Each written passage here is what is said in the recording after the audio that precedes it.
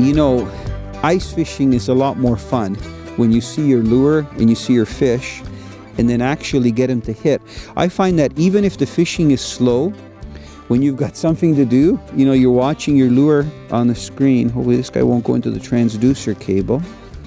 He's into the transducer cable. That's okay. Oh, good, he's off. You know, so many people try to get large fish when they're ice fishing, when a lot of the panfish and perch being some of the most popular, along with crappie, are so plentiful when you get into some of our smaller bodies of water. For example, I live down in Welland, Ontario, and there are so many reservoirs that have perch in them and canals that you can go on when the ice is safe, and safe is over 6 inches of clear blue ice usually, and you can get these perch. Not all of them are big jumbos, but they're big enough that you can eat them. Like that perch is a good size. I'd say from that size and up, you know, if you have about 4 or 5 of those fish, you have a really good meal for one person. They're very plentiful, they reproduce very fast, and a lot of them will reach weights, you know, of up to like a pound and a quarter. So I think they're an excellent panfish to get through the ice.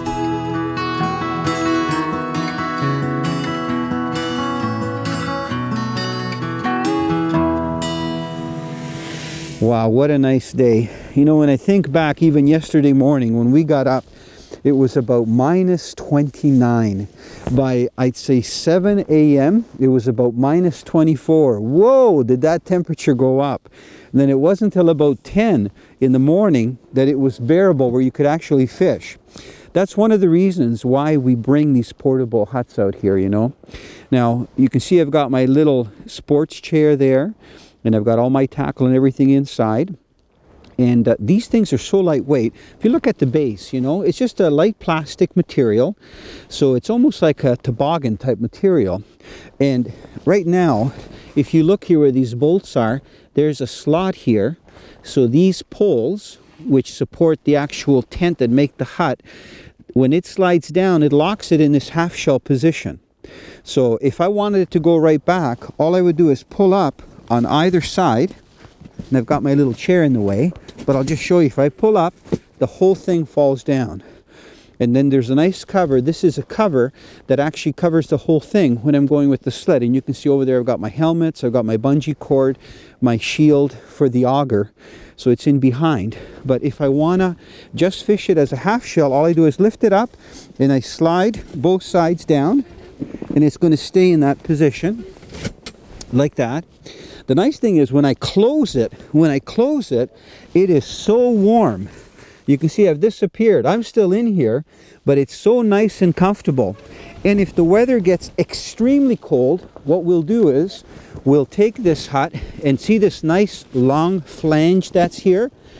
This you would put down like this, all around. Now I'm talking, if it's blowing like it was about 3 days ago, it was about 40-mile-an-hour wind. You would do this, you would kick all the snow up. So I'm just going to demonstrate this all around. You can see there's little weights in there to keep that down. So I would actually seal the hut completely. I would do this all around, and then to get in, I would use the zipper. So this is how you get in and out of the hut, right here. So the inside, you see, would be totally sealed, and I would have my little heater in there, which is awesome. Inside you can actually get too warm where you got to take your jacket off. And you can see that there are windows built in with plastic material. So there we go, close back up. Right now I have the shield over the actual material, but if I want to look out, I just open the inside. So it's a very smart setup. Canadian Sport Fishing has been brought to you by Rapala Premium Fishing Gear, crafted from experience. Yamaha on the water. This is my Yamaha. What kind of Yamaha are you? Dickies, a legend in work since 1922. Lucky Strike. More fish fight with a Lucky Strike. You know, I can't believe how sophisticated these electronics are. Here's my lure that I'm jingling. I've got it on a macro here, zoom of the bottom. There's my swivel. There's some perch looking at it. I'm going to go down right to the bottom. See if I can get them to come up off the bottom. Oh, come on, grab it, come on. He's running after it. Come on. Man, looking out of my zoom feature. Look at that. I got 3. And 1 near the bottom.